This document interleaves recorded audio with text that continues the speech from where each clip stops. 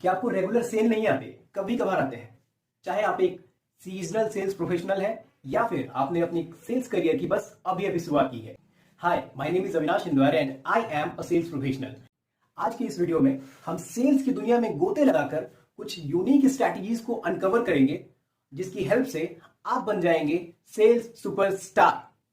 तो बिना पंचायत की इस वीडियो को डायरेक्टली शुरू करते हैं, लेकिन उससे पहले अगर आप इस चैनल पर नए हैं तो चैनल को सब्सक्राइब करना और बेल आइकन दबाना मत भूलिएगा। तो चलो शुरू करते हैं। तो हमारा सबसे पहला पॉइंट है अंडरस्टैंड योर टारगेट ऑडियंस।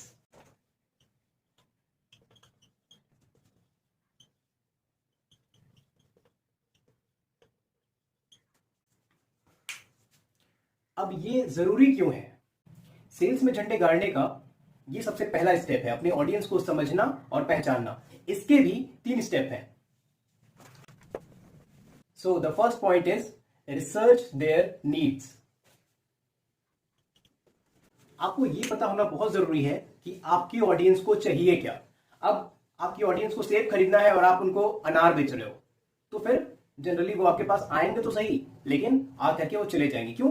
क्योंकि उनको जिस चीज की जरूरत थी वो आपके पास है ही नहीं। इसलिए आपको ये चीज बहुत जरूरी है कि आप पहले से आपको इस चीज की जानकारी हो कि आपकी ऑडियंस को एग्जैक्टली चाहिए क्या। Now the second point is their preference. अब आपको यह भी ध्यान में रखना पड़ेगा कि उनकी प्रायोरिटी क्या है, वो किस चीज को प्रेफरेंस देते हैं। And the third point is, जो कि बहुत ज्यादा इंपॉर्टेंट है, that is their pain points. जो कहते हैं ना, दुखती रग पे हाथ रखना, ये वही चीज है। तो ये तीनों पॉइंट आपको पता होना बहुत जरूरी है, उनके नीड्स, उनके प्रेफरेंस और उनके पेन पॉइंट्स।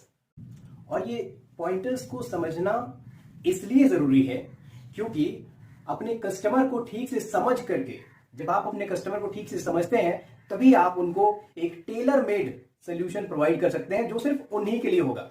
और ऐसा करने से अल्टीमेटली आपकी जो सेलिंग के जो चांसेस हैं वो एकदम से बढ़ जाते हैं। अब अगला पॉइंट है बिल्ड ट्रस्ट एंड रैपो। ये एक्चुअली मेरे एसी की आवाज थी। ये वीडियो मैंने शूट किया था तो लाइट थी, उसके बाद से बीच में चली गई और उसके बाद अभी फिर से आई है। ओके, एनीवेज, तो जब हम बात करते हैं ट्रस्ट बिल्ड करने की और रैपो बिल्ड करने की, ये जरूरी क्यों है? वो इसलिए क्योंकि जनरली हम उन्हीं के साथ लेन देन करना या कोई बिजनेस करना पसंद करते हैं जिन्हें हम जानते हैं। इसलिए एक जेन्युइन कनेक्शन का होना बहुत जरूरी है। अब ट्रस्ट और रैपो बिल्ड होगा कैसे, इसके भी 3 पॉइंटर्स हैं। Point number 1, during the sales call you have to be very attentive. Attentive का मतलब क्या है? अटेंटिव का मतलब ये कि एक तो सेल्स में या फिर कहीं भी जो एक फॉर्मूला है जो बहुत ज्यादा काम करता है, that is 80-20 principle, right? 80-20 principle ये लाइफ में भी और आपके सेल्स में भी काम करता है। इसका मतलब ये है कि आपको 20% बातें जो है वो सिर्फ आपको करनी है और 80% आपको मौका देना है अपने कस्टमर, अपने प्रोस्पेक्ट को बोलने का। क्योंकि जितनी ज्यादा बातें वो करेगा उतनी ही ज्यादा उसकी जो ऑब्जेक्शंस हैं या जो डाउट्स हैं वो बाहर आएंगे। और जब उनके डाउट्स, उनके ऑब्जेक्शन जब बाहर आएंगे तो फिर आपको उनका पेन पॉइंट पता चल जाएगा, जो आपको अल्टीमेटली सेल क्लोज करने में हेल्प करेगा। तो अटेंटिव लिसनिंग का मतलब ये कि जब आप उनसे बात कर रहे हो, जब वो बोल रहे हैं, ठीक, तो आपको एकदम से ये नहीं दिखाना है कि भाई मुझे कुछ मतलब ही नहीं है। आपको एकदम इंटरेस्ट लेके उनकी आंखों में आंखें डाल करके उनकी बातों को सुनना है, ध्यान से उनकी तरफ लीन होना है। अगर आप बैठ के बात कर रहे हैं तो उनकी तरफ थोड़ा सा लीन होकर के, आप चाहें तो इस तरह करके अपनी उंगली को अपने मुंह पे भी रख सकते हैं, कुछ यूं, इस तरह से। इससे क्या होता है, इससे आप सामने वाले के दिमाग में आप एक अपना मैसेज पहुंचाते हो कि मैं आपकी बात को बहुत ध्यान से सुन रहा हूं। ट्रस्ट जीतने का ये बहुत अच्छा तरीका है, ट्रस्ट बिल्ड करने का ये बहुत अच्छा तरीका है कि आप उनकी बातों को ध्यान से सुने। Now the second point is active listening.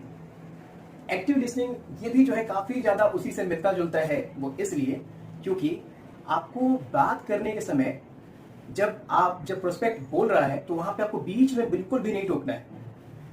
कई लोग ऐसा करते हैं कि अपनी बात को बीच में घुसाने के लिए वो कूद पड़ते हैं, और जैसे ही आप किसी की बात को, अपने प्रोस्पेक्ट की बात को आप काटोगे, ठीक, जितनी बार काटोगे उतनी बार वो आपसे दूर होता जाएगा, उतनी बार वो आपसे कटता जाएगा।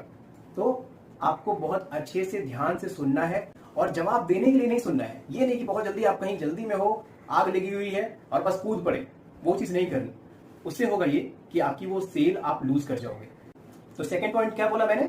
Active listening. And our third point is show empathy.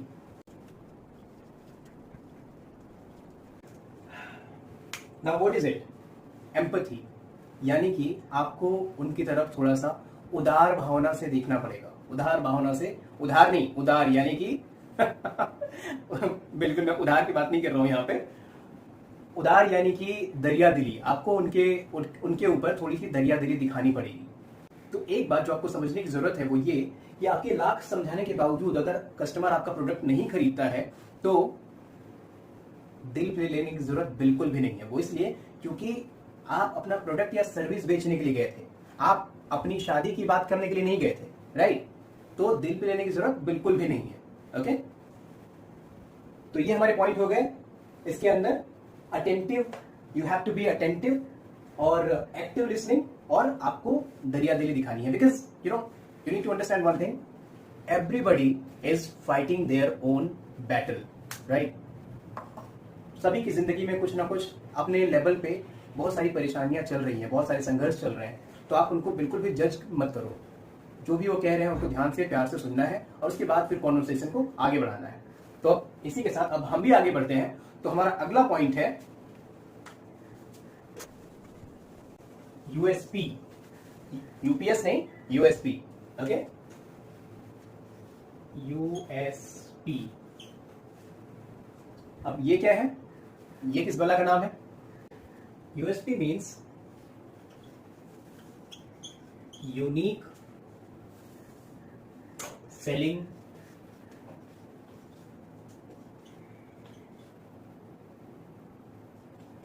Preposition. Unique selling preposition यानी कि आपके प्रोडक्ट में यूनिक क्या है, आपके प्रोडक्ट में अलग क्या है, आपका प्रोडक्ट बाकी लोगों के प्रोडक्ट से किस तरीके से अलग है। अब इसके भी 4-5 पॉइंटर्स हैं, एक एक करके हम देखते हैं। तो पहला है what's unique in your product. Uniqueness इन, तो पहला पॉइंट कि आपके प्रोडक्ट में वो यूनिकनेस क्या है, इसको आपको क्लियरली डिस्क्राइब करना पड़ेगा। Second point, emphasize the benefit. Benefit. अब यूनिकनेस बता देने के बाद आपको जो आपके प्रोडक्ट में जो बेनिफिट है, यानी कि आपका प्रोडक्ट चूज करने पे उनको किस तरीके के बेनिफिट मिलने वाले हैं, ये भी आपको बताना पड़ेगा। अब आ जाते हैं हम थर्ड पॉइंट पे, जहां पे आपको बताना है कि आपका प्रोडक्ट उनको किस तरीके से हेल्पफुल है उनके लिए और कैसे उनकी प्रॉब्लम को सॉल्व कर सकता है। सॉल्विंग दी, आई होप कि स्पेलिंग जो है वो छोटा नहीं हो रहा है, आपको दिख रही है सारी चीजें। हाँ, तो थर्ड पॉइंट है सॉल्विंग द प्रॉब्लम। आपका प्रोडक्ट किस तरीके से उनके लिए बेनिफिशियल है और कैसे उनकी समस्याओं का समाधान ये कर सकता है। Which is leads to our fourth point, that is make sure your USP is clear, concise and compelling. USP आपकी बिल्कुल क्लियर होनी चाहिए, कंसाइज होनी चाहिए और साथ ही साथ कंपेलिंग होनी चाहिए, यानी कि अपीलिंग होनी चाहिए। चौथे पॉइंट में हम ये बता रहे हैं कि आपका जो यूएसपी है, यूनिक सेलिंग प्रोपोजिशन, वो जो है बिल्कुल एकदम साफ शब्दों में आपको याद होना चाहिए या फिर रिटन फॉर्म में होना चाहिए, प्लस एकदम कंसाइज होना चाहिए, बहुत छोटा सा होना चाहिए। ये नहीं कि आपने राम कथा सुना दी। और उसके अलावा कंपेयरिंग होना चाहिए, यानी कि ऐसा होना चाहिए कि इंसान को, आपके प्रोस्पेक्ट को, आपके बायर्स को वो चीज, आपका प्रोडक्ट, आपकी सर्विसेज खुद से खरीदने की इच्छा हो। अब नेक्स्ट पॉइंट आ जाता है हमारा, जो है सेलिंग के अंदर बहुत ज्यादा इंपॉर्टेंट, जिसके बिना सेलिंग आप कम से कम बोल करके तो नहीं कर सकते। हो सकता है कि आप अपने सेल्स पेज के थ्रू शायद रिटन फॉर्म में आप कर लो, लेकिन इसके बिना आप कम से कम बोल करके सेलिंग तो नहीं कर सकते। और वो पॉइंट है इफेक्टिव कम्युनिकेशन स्किल्स।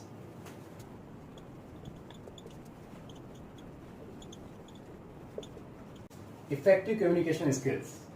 नाउ बहुत सारे लोगों को ये लगता है कि इफेक्टिव कम्युनिकेशन स्किल्स का मतलब इंग्लिश बोलना है, right?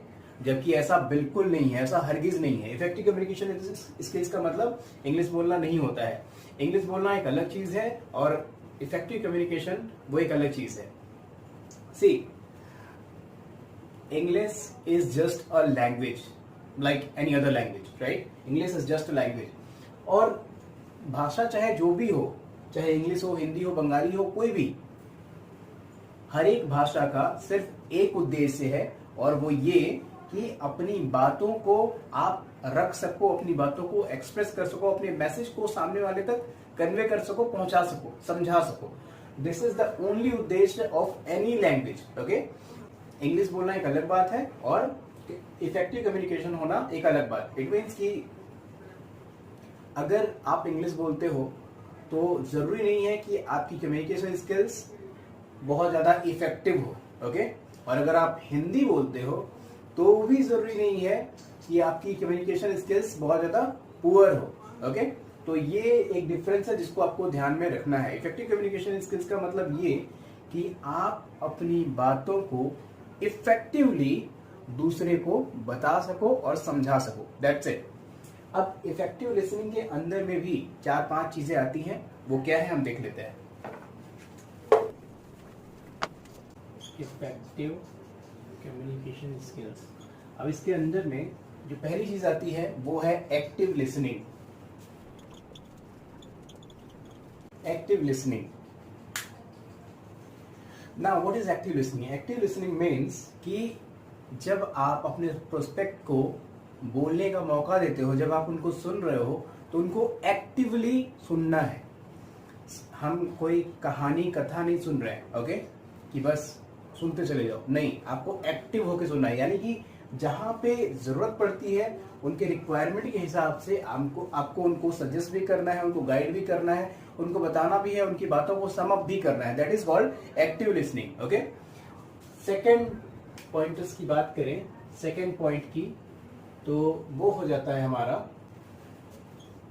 Asking open ended question. Now what is open ended question? See, आपको हमेशा ध्यान रखना है कि जब आप अपने क्लाइंट से, अपने प्रोस्पेक्ट से, अपने कस्टमर से बात कर रहे हो तो आप सवाल कैसा पूछते हो। कभी भी अपने क्लाइंट, अपने कस्टमर से कोई भी एक ऐसा सवाल नहीं पूछना चाहिए जिसका जवाब वो हाँ या ना में दे, ओके? हाँ या ना में दे। सवाल हमेशा ऐसे होने चाहिए जिसके आंसर वो पैसेज में, पैराग्राफ में, यानी कि लंबे लंबे आंसर दे, ओके? जैसे कि लेट्स सपोज कि आपने ये पूछा कि क्या लगता है कि कौन सी ऐसी चीज है जो आपको रोक रही है, क्यों आपको आज तक वो रिजल्ट्स नहीं मिले हैं। तो इसमें आपने जो पूछा उसका जवाब यस या नो में नहीं दिया जा सकता। उसका जवाब जो है एक लॉन्ग फॉर्म ऑफ कंटेंट के थ्रू आएगा, एक लॉन्ग फॉर्म में वो आंसर आएगा, राइट?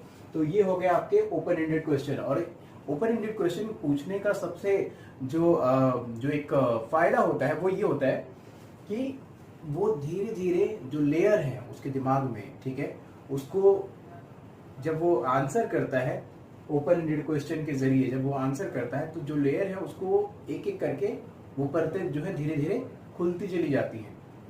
और जब वो लेयर हटते चले जाते हैं तो उनके जो डाउट्स होते हैं वो अपने आप जो है सॉल्व होते चले जाते हैं, और जो नहीं होते उनको आप कर देते हो। प्लस आपको समझने का मौका मिलता है कि ये बंदे का, इस इंसान का जो माइंडसेट है वो कैसा है, और इसको आप किस तरीके से आप इसकी प्रॉब्लम को सॉल्व करके दे सकते हो, ओके? तो ये हो गया ओपन एंडेड क्वेश्चन। उसके बाद फिर जो हमारा तीसरा पॉइंट है,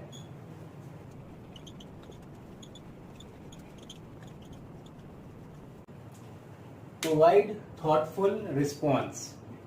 अब जब आप उनकी बातों को ध्यान से सुन रहे हो तो उनके हिसाब से अकॉर्डिंग टू द सिचुएशन आपको उनको एक थॉटफुल रिस्पॉन्स देना है, ठीक है। थॉटफुल रिस्पॉन्स यानी कि उनकी बातों को समझ करके, उनके हिसाब से, उस सिचुएशन को समझ करके आपको उनको जब जरूरत पड़ती है तो उनको रिस्पॉन्ड करना है। ओके, नेक्स्ट पॉइंट है हमारा tailor your communication skills. Okay, यानी कि हर इंसान अपने आप में अलग है, हर किसी की अलग अलग परेशानियां हैं, अलग अलग दिक्कतें हैं, अलग अलग संघर्ष हैं, अलग अलग समस्याएं हैं। तो आप हर क्लाइंट को सेम वे में ट्रीट नहीं कर सकते, एक जैसा ट्रीट नहीं कर सकते हर क्लाइंट को। तो सबकी जरूरतें अलग हैं, इसलिए उनको आप टेलर मेड सोल्यूशन प्रोवाइड करेंगे। यानी कि आप अपनी बातों को उसी हिसाब से ढाल करके और उनसे बात करते हैं, उनसे इंटरेक्ट करते हैं, और तब जाके आपकी एक इफेक्टिव कम्युनिकेशन हो पाती है, उनसे बॉन्ड बन पाता है, और फिर फाइनली आप जा करके ये जो डील है उसको क्लोज कर पाते हो। और जो हमारा लास्ट पॉइंट है वो है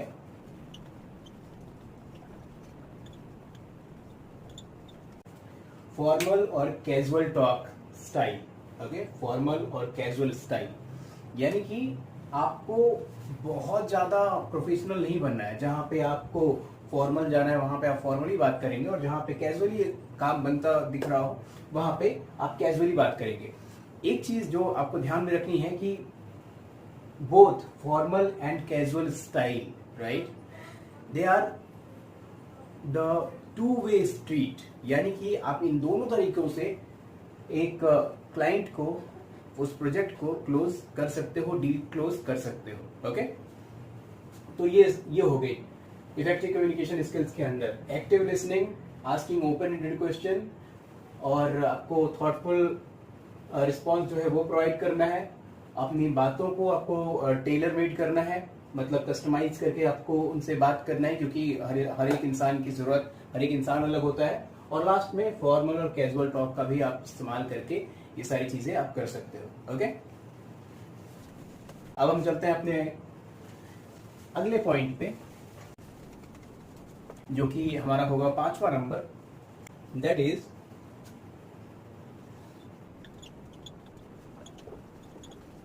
ओवरकम ऑब्जेक्शन। आई होप कि आपको ये दिख रहा होगा अच्छे से। ओवरकम ऑब्जेक्शंस, ऑब्जेक्शंस को ओवरकम करना। बहुत सारे लोग जो सेल्स पर्सन है, सेल्स क्लोजर्स हैं, इस वर्ड से, यानी कि ये जो ऑब्जेक्शन वर्ड लिखा हुआ है, इस वर्ड से घबराते हैं, कतराते हैं, डरते हैं, जबकि आपको बिल्कुल भी डरने की जरूरत नहीं है। ऑब्जेक्शन से डरना नहीं है, बल्कि ऑब्जेक्शन को गले लगाना है। ठीक है, ऑब्जेक्शन को गले लगाना, ठीक वैसे ही जैसे आप अपनी गर्लफ्रेंड को, अपने पार्टनर को, अपने स्पाउस को, अपनी बीवी को गले लगाते हैं, बिल्कुल वैसे ही ऑब्जेक्शन को भी आपको गले लगाना है। लेकिन गले सिर्फ अपनी बीवी को ही लगाना, ये नहीं कि अपने पड़ोसी की बीवी को या फिर किसी और की गर्लफ्रेंड को अपने गले लगा लिया, उसके बाद फिर भाई मार पड़ेगी तो जिम्मेदारी फिर आपकी है, मेरी नहीं। ठीक है, ये नहीं कि मुझ पे चढ़ जाओ भाई अविनाश ने बोला था ऐसा। तो ऑब्जेक्शन को आपको गले लगाना है, वो इसलिए क्योंकि ऑब्जेक्शन आपको मौका देता है कि आप अपनी कंपनी के बारे में, अपने प्रोडक्ट के बारे में, अपने बारे में और ज्यादा लोगों को, क्लाइंट को जानकारी दे सको, राइट। क्योंकि सही एक ये भी रीजन होता है आपके प्रोडक्ट या सर्विसेज को नहीं खरीदने का कि उनके पास प्रॉपर इंफॉर्मेशन नहीं होती, राइट। तो प्रॉपर आप इंफॉर्मेशन दे सको और ज्यादा बातें कर सको, बता सको, इसकी वजह से ऑब्जेक्शन को हैंडल करना, उसे एम्ब्रेस करना, उसे गले लगाना बहुत जरूरी है। ओके, तो एक बार जब आपने ऑब्जेक्शन आपने हैंडल कर लिया तो फिर लास्ट में उस डील को, उस प्रोजेक्ट को, उस क्लाइंट को क्लोज करना आपके लिए आसान हो जाएगा। और साथ ही साथ कुछ कॉमन ऑब्जेक्शन भी होते हैं लोगों के, यानी कि जब आप लोगों से बात करोगे तो भी पता चलेगा कि सेम प्रॉब्लम जो है वो बहुत सारे लोगों को आ रही है, सेम ऑब्जेक्शन जो है वो बहुत सारे लोगों के है। तो इस कंडीशन में आपको क्या करना है, वो सारे जो कॉमन ऑब्जेक्शंस हैं उनको आपको एडवांस में प्रिपेयर कर लेना है, उनकी तैयारी आपको एडवांस में कर लेनी है। तो उससे क्या होगा कि आपका टाइम बच जाएगा और आप इजीली फिर जो सेल्स प्रोसेस है उसमें आगे बढ़ सकते हो। ओके, अब चलते हैं हम अपने अगले पॉइंट की तरफ, जो बहुत ही ज्यादा इंपॉर्टेंट है, फॉलो अप। अब जब आपने ऑब्जेक्शन हैंडल कर लिया है तो उसके बाद फिर डील क्लोज करने की बारी आती है। और क्या होता है कि जब आप लोगों से बात करते हो जब उनको सारी चीजें बता देते हो तो दो चीजें होती हैं कि या तो उनके पास उस टाइम पे पैसा नहीं होता, ये हो सकता है, पॉसिबिलिटी है इसकी कि उस टाइम पे उनके पास उतने पैसे ना हो जितने पैसे का आपका प्रोडक्ट है, जिस प्राइस का आपका प्रोडक्ट सर्विसेज है आपकी, उस समय पे हो सकता है कि उस टाइम पे उसके पास उतना पैसा ना हो। तो और दूसरा कंडीशन ये हो सकता है कि आपकी सारी बातें बता देने के बाद भी वो अभी भी कन्विंस ना हुआ हो, या फिर उसको सोचने के लिए थोड़ा सा टाइम चाहिए हो। ओके, बहुत लोग तो इसलिए भी कहते हैं क्योंकि वो आपको टरकाना चाहते हैं, आपको भगाना चाहते हैं कि भाई वो डायरेक्टली ना नहीं बोल पाते, इसलिए फिर कहते हैं कि मैं सोच के बताऊंगा। लेकिन जो जेन्युइन बायर्स हैं, जो वाकई आपके प्रोडक्ट आपकी सर्विसेज में इंटरेस्टेड हैं, जो खरीदना भी चाहते हैं, एनरोल करना चाहते हैं, but still they need some time to think, तो अगर उनको जेन्युइनली उनको टाइम चाहिए सोचने का, तो उस कंडीशन में भी क्या होता है कि ये स्टेप बहुत ज्यादा इंपॉर्टेंट हो जाता है फॉलोअप का। और सेल्स साइकोलॉजी ये कहती भी है कि एक सेल्स प्रोसेस तब कंप्लीट होता है, एक जो क्लाइंट है वो तब क्लोज होता है जब आप रेगुलरली उनसे 7-8 टच में आ जाते हो, यानी कि 7 से 8 टच लगते हैं एक क्लाइंट को क्लोज करने में। ठीक है, टच का मतलब कि आपने 7-8 बार आपने उनको उनसे इंटरेक्ट किया, चाहे आप 1-to-1 मिल रहे हो, या फिर फोन कॉल पे हो, वीडियो कॉल पे हो, व्हाट्सएप पे आपने मैसेज कर दिया, मेल कर दिया, SMS कर दिया। तो इस तरीके से जब कम से कम आपकी तरफ से 6-7 रिमाइंडर्स, 6-7 टच जब एक क्लाइंट को जाते हैं, तब जाकर के वो क्लोज होता है। तो ये होता है फॉलोअप करना। जब आप रेगुलरली करते जाते हो तो फिर आप वो डील जो है वो क्लोज कर लेते हो। कई बार क्या होता है कि जब आपने कॉल किया तो जेन्युइनली कई बार जो प्रोस्पेक्ट है वो बिजी रहता है, तो हम सोच लेते हैं कि शायद वो मेरा प्रोडक्ट खरीदने में इंटरेस्टेड नहीं है। तो सेल्स में एक और चीज है कि कभी भी कुछ भी अज्यूम नहीं करना है। ठीक है, कभी कुछ भी अज्यूम नहीं करना है, भविष्यवाणी नहीं करनी है कि भाई वो मेरा प्रोडक्ट लेने में इंटरेस्टेड है या नहीं।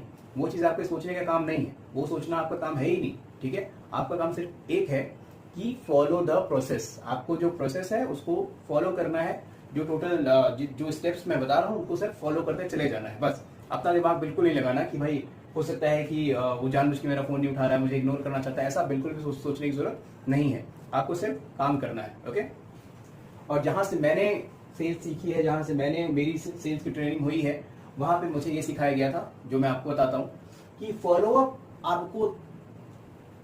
आपको तब तक करना है जब तक वो डील क्लोज ना हो जाए, या फिर आपका नंबर वो इंसान, वो क्लाइंट ब्लॉक ना कर दे। ओके, तो फॉलोअप तब तक करना है जब तक वो सेल क्लोज ना हो जाए या फिर आप ब्लॉक ना हो जाओ। राइट, अब जो हमारा आखिरी पॉइंट होगा इसमें, वो होगा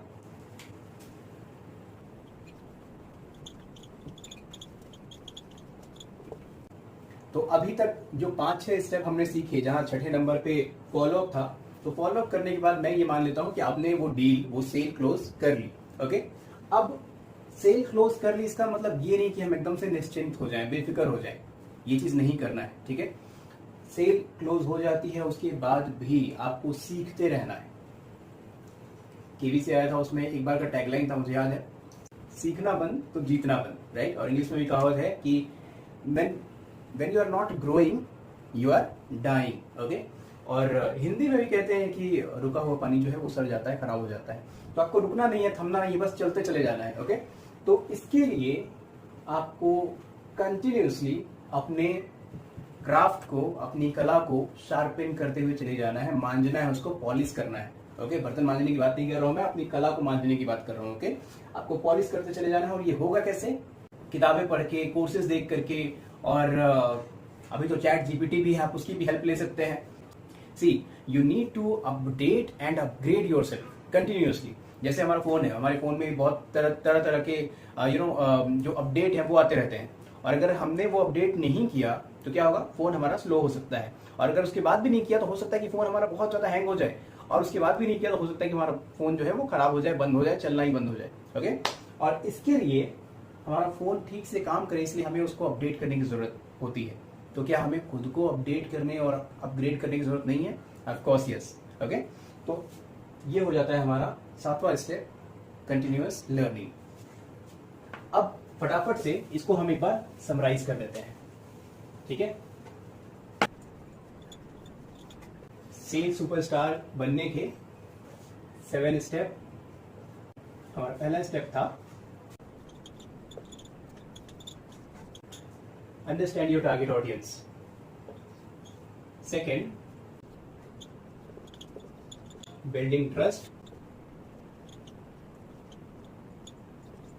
highlight your product USP. Fourth number पे था होनिंग योर कम्युनिकेशन स्किल्स। पांचवें नंबर पे था ऑब्जेक्शन हैंडलिंग, और छठे नंबर में फॉलो अप, और सातवें नंबर में कंटिन्यूअस लर्निंग। तो ये 7 स्टेप अपना करके आप बन जाते हैं सेल्स सुपरस्टार। और यकीन करिए, अगर आपने ये 7 स्टेप बाय स्टेप फॉलो किया और हर चीज को अच्छे से सीखा आपने, तो आपको सेल्स सुपरस्टार बनने से कोई नहीं रोक सकता। तो फिलहाल दोस्तों, आज के लिए बस इतना ही। आई होप कि ये जो वीडियो है, ये जो टॉपिक जो आज मैंने यहाँ बताया है, आपको पसंद आया होगा, अच्छा लगा होगा। और अगर आपने इस वीडियो से कोई वैल्यू ली है या फिर कुछ सीखा है, तो चैनल को सब्सक्राइब करना मत भूलना और शेयर भी कर देना फटाफट से। और एक बात, इन सातों के अलावा एक और चीज है जो बहुत ज्यादा इंपॉर्टेंट है, खुद पे विश्वास, अपने क्राफ्ट, अपनी कला पे विश्वास। वो इसलिए क्योंकि जहां विश्वास है वहां विनाश है। Thank you.